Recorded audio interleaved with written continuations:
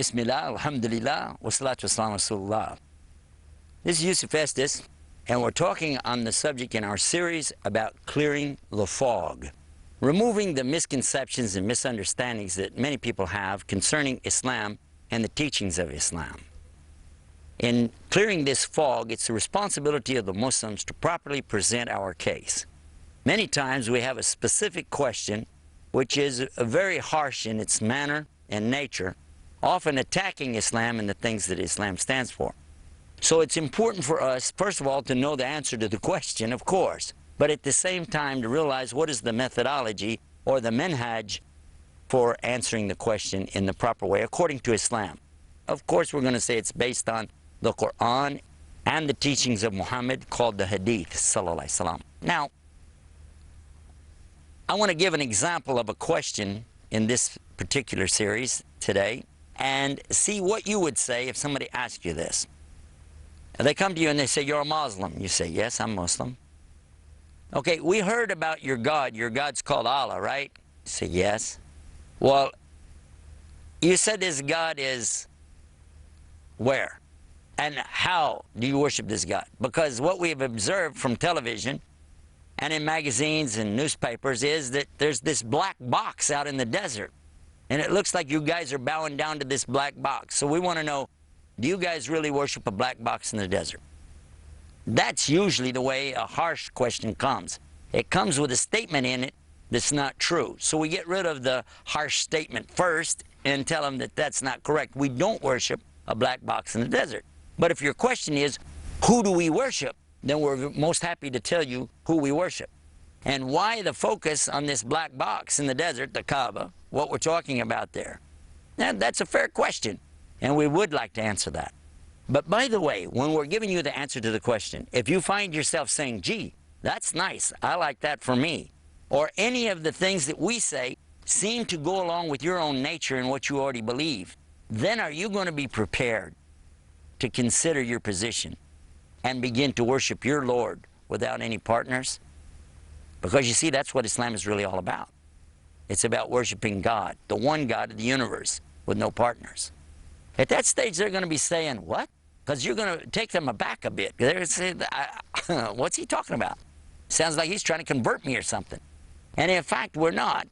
We're not trying to convert anybody, but what we're trying to do here is to present the clear message. When we do that, then the people begin to understand what Islam really is about. Oftentimes, Muslims themselves have a difficulty because they don't know, and they don't know who to ask or where to turn for the answers. Of course, this is a part of the reason for this series called Lifting the Fog. Somebody asks you about our worship in general, it's always to explain the Rabbil Alameen. What do I mean? When we talk about Allah, we have something very beautiful in Islam. We have the word for God. You don't have it in English. I'm going to tell you that up front. There is no word in English for the real God. The word in English for God is the same as it is for a false God. Anything worshipped in English is a God. In Arabic, the word for God is Ilah, not Allah. Anything worshipped is a God. A rock, a stick, a stone, a bone, anything that people can see, hear, smell, touch, feel can be worshipped, and that's a God or an Ilah. In English, you spell it G-O-D. But in English, when you want to talk about the one almighty God of Abraham and Adam and Moses and Jesus and Muhammad, we're talking then about Allah. But you don't have that in English. You say, "Yes, we do. We just put a big G." Well, if you're starting the sentence out, you have to put a big G anyway, so you wouldn't know if you're talking about God, the God, or God, a God. In Arabic, it's real simple because the word Allah doesn't need to be capitalized. In fact, there are no capital letters in the Hebrew, Aramaic, or Arabic language. It's very clear when you say Allah who you're talking about. The question now has presented an opportunity for us to discuss exactly who we worship and why, and then let them make the comparison in their own minds to what they've considered to be worship or a God in their own head, according to their own religious background. What we say here is the description of the word Ilah. Ilah is something worshipped, anything worshipped. Awliha, that is the plural, gods. You put an S after the word God and you have gods. And that's Aliha in Arabic. But when you say Allah, there is no word like this in the English language. The closest they can come is to try to capitalize the G. But whenever you start a sentence, you capitalize the word anyway, so you wouldn't know if you started the sentence and it says God, if you're talking about a false God, a real God, a pagan God, or whatever is worshipped. With Arabic, it's clear because when you say Alif, Lam, Lam, Ha, it's Allah. And Allah is the proper name for God of Islam. This is the name for the God of Adam and Abraham and Moses and David and Solomon and Jesus. And by the way, Moses is known to us as the progenitor of the same religion of Abraham, just as Jesus is the continuation of the message that came with the prophets before him, and just as Muhammad is the one continuing this message. This is not something new. This gives us the opportunity to talk about that as well. In our other programs, we've discussed in detail about the word Allah. But just for the sake of this one, I will touch on it again. Allah is not plural, and it has no gender. It's not male and not female. When Allah says He in the Quran, He's not referring to Himself as male, but rather out of respect and dignity. There is not a she, nor really a he, when we talk about Allah, because Allah is much more than something compared to His creation. The other thing is, when it says us or we in the Quran, Allah is referring to Himself in the royal capacity, not in plural. There is none with Allah. He has no partners. So obviously there's not 2 or 3 or 4. If we understand this, it helps us in presenting the correct message here about the oneness of God. So now we have opportunity to talk about the Tawheed or monotheism of Islam. So through the question, when they say, what do you worship? Whether they say, did you worship a black box or who is Allah? Regardless of the question, it gives us the opportunity to expound on it, to open up who is Allah and how do we worship Him. The name itself means the only one worthy to be worshipped. That is Allah's name.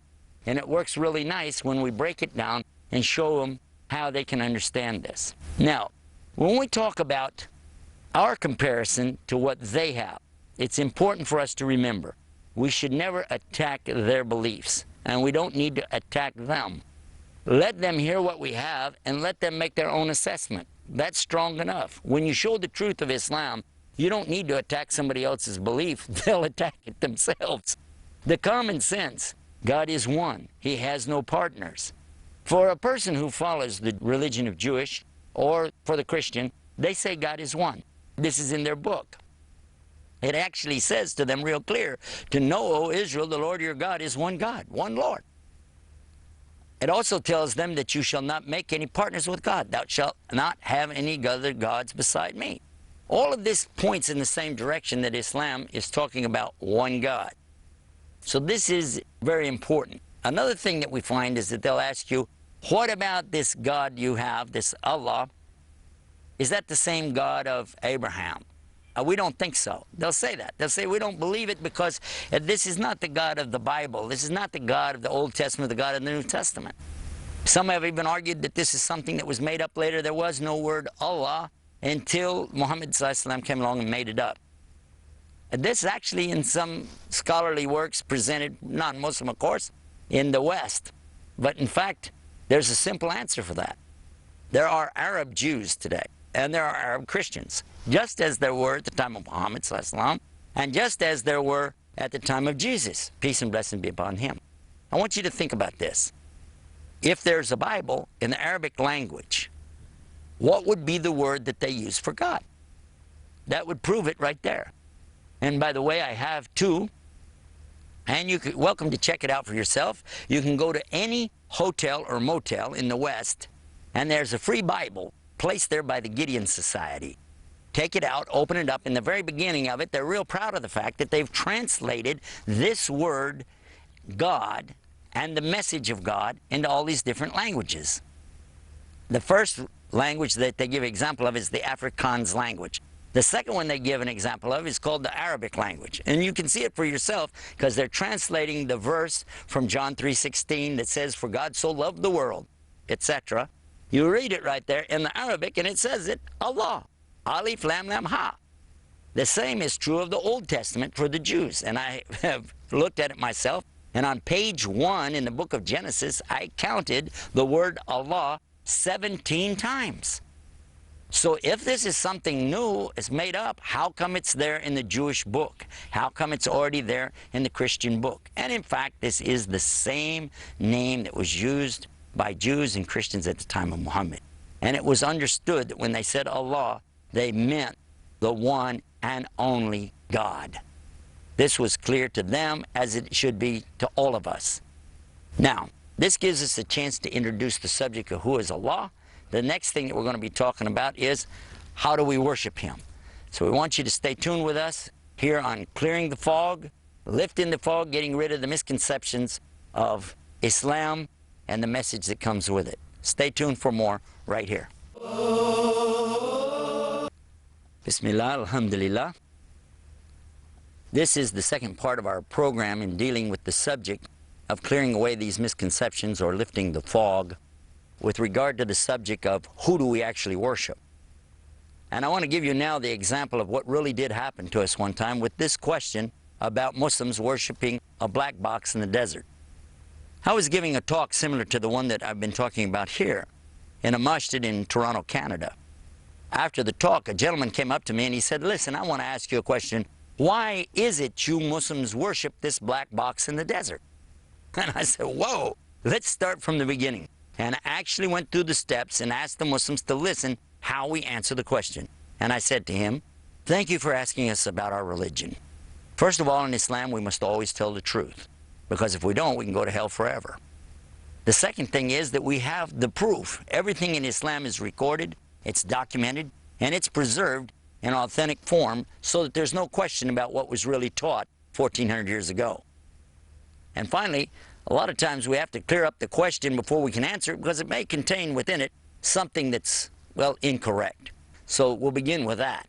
And by the way, while you're listening to the answer, if you hear something that you said, gee, I didn't know that, or if you find yourself saying, gee, I like that for me, this is something nice, and I can relate to that, then my question to you would be, are you going to be prepared then to consider worshiping your Lord and your God alone without any partners? Because you see, that's all Islam is really about anyway.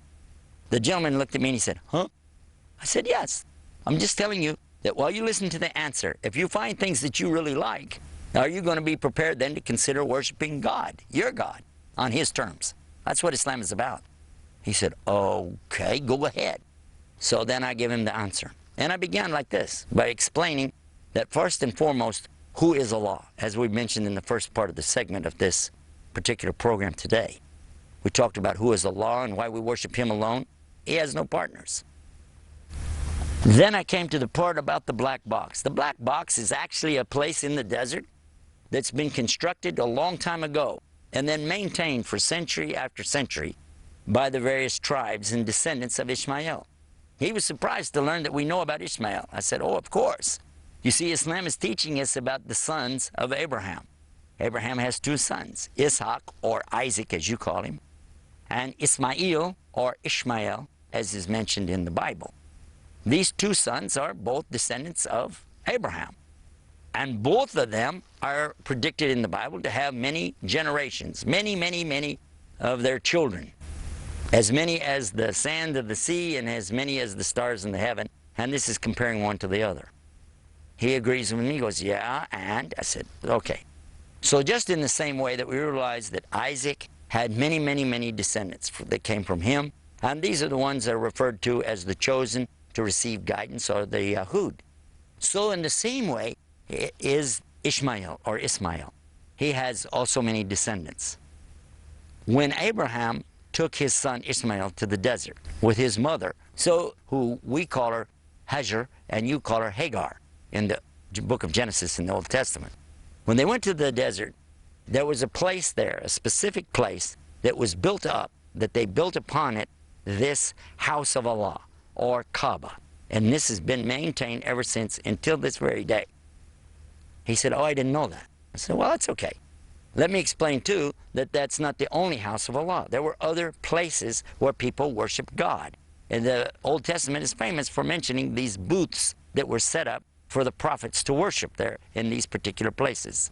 And one of the most famous that you may be familiar with is Jerusalem itself, when people used to all face toward Jerusalem, and Jews today still face toward Jerusalem for their worship. Now, there's another one in the New Testament. You may not be familiar with it by its correct name in Arabic, but you'll recognize it right away with the English version. Bethlehem. Beit Lehem. Which means what? It's meaning a slaughterhouse. The house of flesh or meat. And that was where Jesus, peace be upon him, was born, was into this city, which was well known for its slaughterhouses. So this gives us an idea now that sometimes we hear words that we think that are some kind of sacred thing, and it's just explaining a place. And the same is true for the place that we worship God in the desert. You call it the black box or the cube, and we're saying that we don't worship God there in it, but we direct our worship to God by facing that way. But it's different than the icons that we hear about in the Catholic Church. An icon is something that you worship to get to God. You go through this to get to Him, and we don't do that. That is not the purpose of the Kaaba. It's a place for us to direct our devotion, as in lining up, as in being in organized lines, but the heart is directly worshiping Allah without going through a box or through anybody. We don't worship through that, nor do we worship through the one standing in front of us called the Imam. Our prayers don't go through him either, but rather this is to give us all direction, and that's the main purpose behind it. Because Allah tells us in the Quran itself that it is not piousness or righteousness that you are turning your faces to the east or to the west, but righteousness is that what? That you have this right attitude and belief in God and a pure heart, and you're dedicating that heart to Him. This is the meaning behind it. And so once we understand that, then we realize that we're not worshiping anything on this earth, whether it is a man, or a rock, a stick, a stone, or anything. Keep in mind that this is the same place in the desert where Ishmael and his father Abraham went to worship. And they performed certain manasik, or rituals that were carried forward even by their descendants and finally to Muhammad. It's not something new, and it's well established. And by the way, there's also a story amongst the Israeliyat, which means the stories from Israel, previous generations, talking about that when Adam and Eve first were put out of the Jannah, or the paradise, that this is the place where Adam went to make his prostration. This is where Adam went to put his head down on the ground and ask for forgiveness for having eaten the fruit. And certainly, if that's a true story, that is an amazing place, a wonderful place for us to turn our direction and ask forgiveness from Allah by putting our heads down on the ground and asking Allah to forgive us. It's not so much the place, it's the attitude. And our attitude is one of gratitude.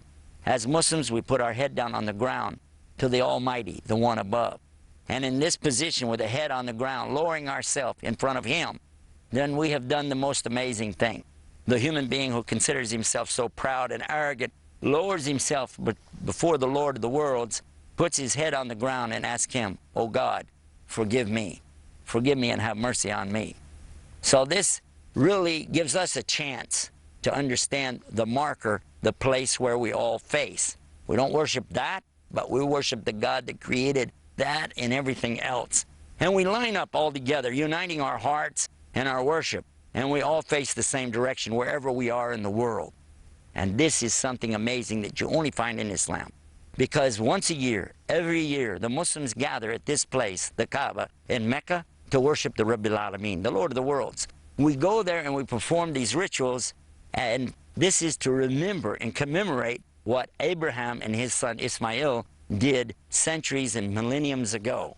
It's not something new whatsoever. In fact, it's a return back to the original form of worship and the original place of worship of the one God of Abraham, the God of all of the prophets. Once I presented this to the gentleman there in Canada, he was amazed, he was astounded, and he was looking at me like, I didn't know that. I didn't realize this. Then he turns and he says to me, you know what?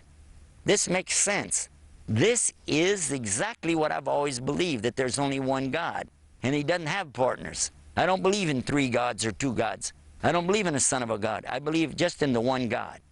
And I said, well, this is what we believe. He said, well, I believe in the God of Abraham. I said, this is what we believe. I said, now I have a question for you. Remember what I said in the beginning? If you heard yourself say, gee, I like this for me. Gee, this is what I already believe.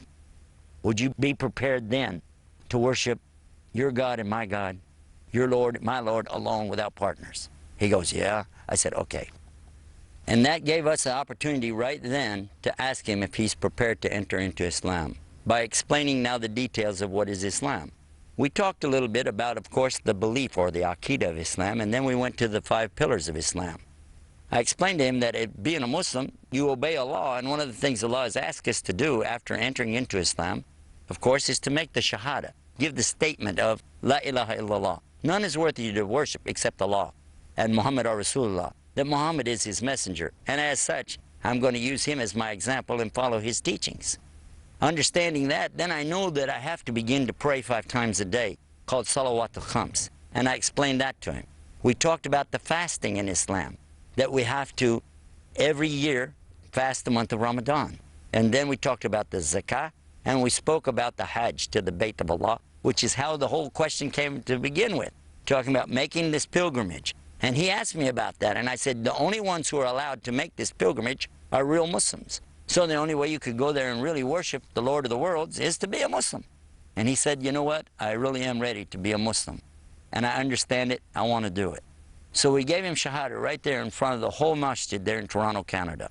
And he took his Shahada, he said, Ashhadu an la ilaha illallah, wa ashhadu anna Muhammadan abduhu rasul.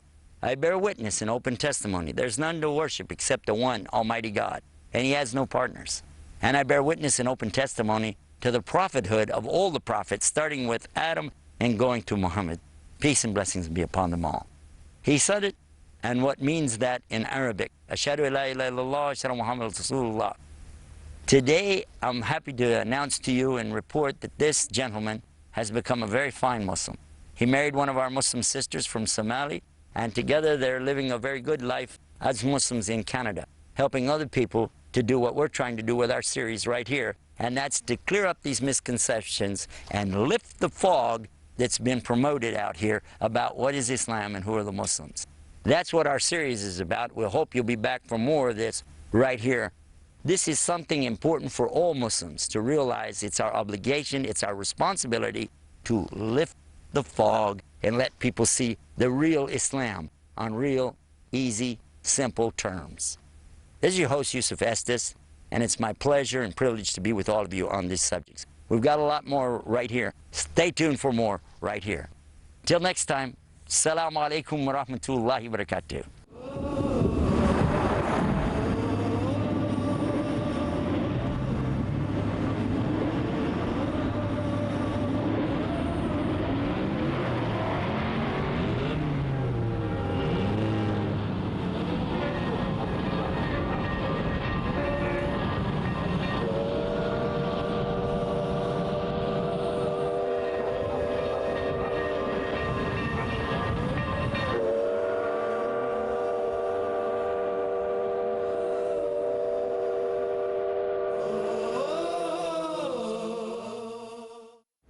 I am declaring jihad.